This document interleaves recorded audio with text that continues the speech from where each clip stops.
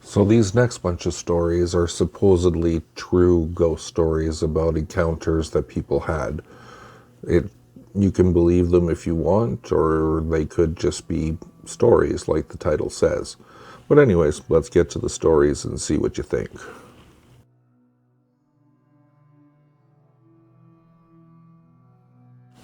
I stayed at the Lizzie Borden bed and breakfast in April of 2016. After our grand tour of the place, all of the guests were encouraged to explore the house and take pictures and whatnot.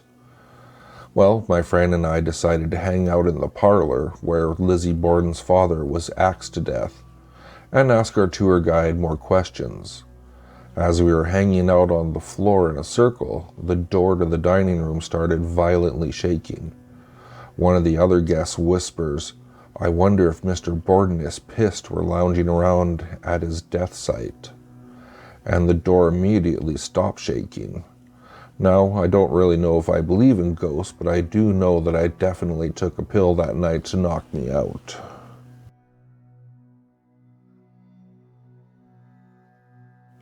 I worked at the Wallow Lake Lodge in the early 90s. I was a front desk clerk for graveyard shift, so work consisted of me mostly just doing lots and lots of laundry. So I was walking out of the kitchen, and I saw a little girl in a powder blue dress at the edge of the dining room. I said, "Hi, sweetie, do you need something?" She ran upstairs to the rooms. I don't know why, but I took off after her. The guest doors were all loud, but I got upstairs. There was no girl, no door closing noises. Every door on the floor was closed.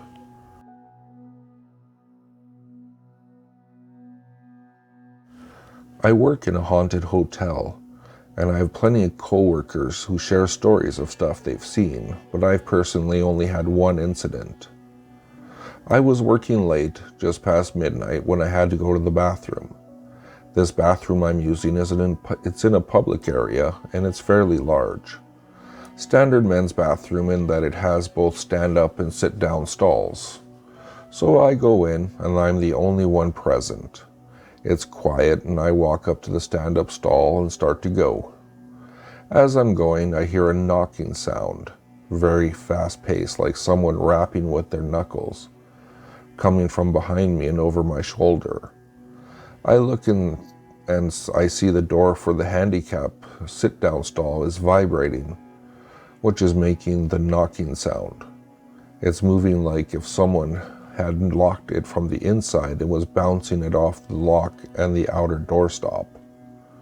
I'm still going to the bathroom, mind you, and I get overcome with chills, but I finish up and it's still making that noise. I think that it could possibly be a coworker playing a prank, so I laugh and say, "Very funny," and it immediately stops. So I walk over expecting the door to be locked with a coworker inside. So I knock, and the door swings wide open with no one inside. I get overcome with chills again and just ran out. There was no way the door could have made that noise without being locked. Anyways, I still use that particular bathroom, but never late at night. Freaked me out good and proper.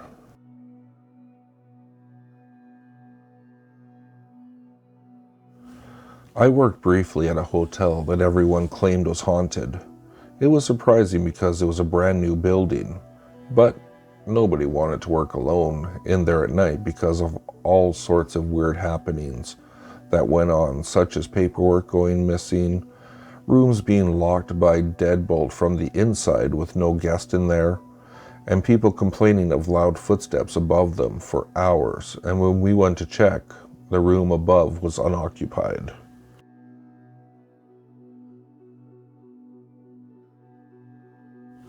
I stayed in one haunted hotel with my friends and woke up in the middle of the night to hearing something running up and down the hallway. I looked and of course nothing was there, so I went back to sleep. I woke up not long after that and heard the tub in the bathroom running, but nobody was in there.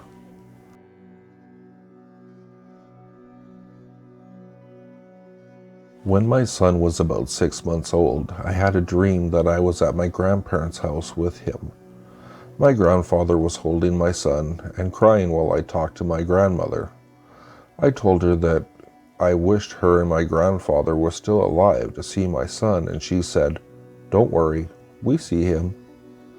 I didn't think anything else of it until about 5 years later. I was talking to my sister and I mentioned that I had a dream about our grandparents. She said, "Was Papa Joe holding your son while he rocked in his chair? And did Grandma tell you that they were watching you?" I said yes, and asked how she knew, and she said, "I had the same dream when my son was about 6 months old."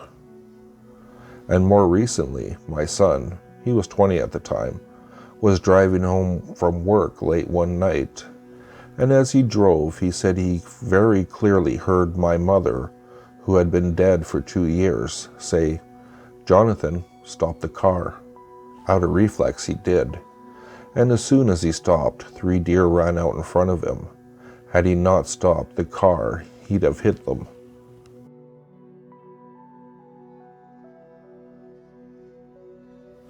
When I was a student, the campus was located on what had been only 20 years before an old asylum for the insane.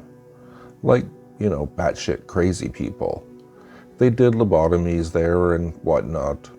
Most of the buildings had been refurbished into normal school buildings with lecture halls, study group rooms, etc. It seemed pretty normal except for the small study group rooms that had only one window that was 1 square feet, 15 feet up on the wall, with bars in front of it. Yeah, now walking around the halls at night was creepy enough in itself, but one experience I'll never forget. I was the leader of a student-professor team that was in charge of evaluating lectures, professors, timetables, etc. And we usually had our meetings after hours. This one time we sat in what used to be the old employee cafeteria. Now, I had seen the original blueprints from back when it was an asylum, so I knew what buildings had been the women's cell wing, the men's wing, administration, including the morgue. A little while into the meeting, suddenly, all of us, 8 people in total, turn around at the same time, everybody hearing what seemed like a woman scream coming from an open window towards the old woman's wing. We all knew we were the only ones at the campus at the time, and we had all heard it, as evidenced by the fact that everyone's head turned around.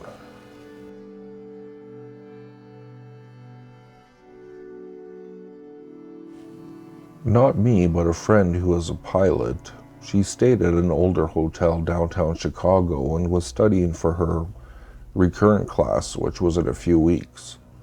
While at the desk, deep in thought, she heard people talking and laughing. When she looked up, it got quiet. She said it sounded like it was in the room with her, and she went back to studying. The noise started off softly and then again sounded like a party was going on in her room. She got up and looked around, and there was silence. There were no sounds coming from any rooms, no television on, no radios, no people in the hallway. The noise was definitely in her room. That night around 2 a.m., she was in bed and felt someone brush strands of hair from her forehead and tuck it behind her ear. She jumped up and turned on the light, and there was no one there. She didn't get back to sleep, and she bid around that overnight so that she wouldn't be in that hotel again.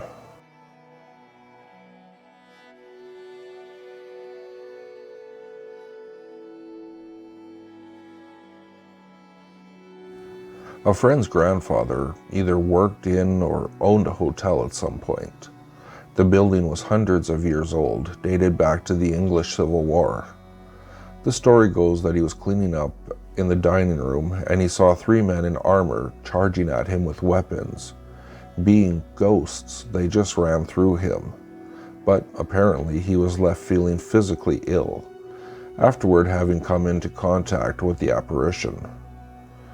My friend's grandfather called in a medium to come check the place out, and she freaked out at the nature of the supposed presence in the hotel. If I remember correctly, they found through later research that there'd been some murders committed by 3 soldiers in the building during the Civil War.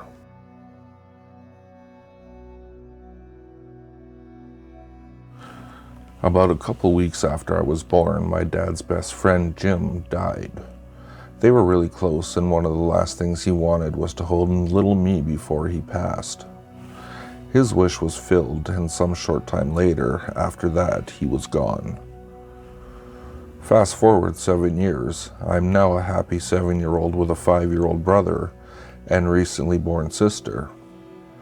One day the phone rings, and with my mom out and dad in the washroom, I thought it was going to be ignored as we kids were still too young to answer the phone. But my brother broke the rules and he answered, "Hello?" At this point, my dad is out of the washroom and asking my brother to hand him the phone. He ignores him and keeps listening to whoever is speaking. Before my dad could ask a second time, my brother hangs up, looks at him and says, "Jim says hi, and he misses you," then goes back to playing. The look of shock my dad had is what I remember most about this.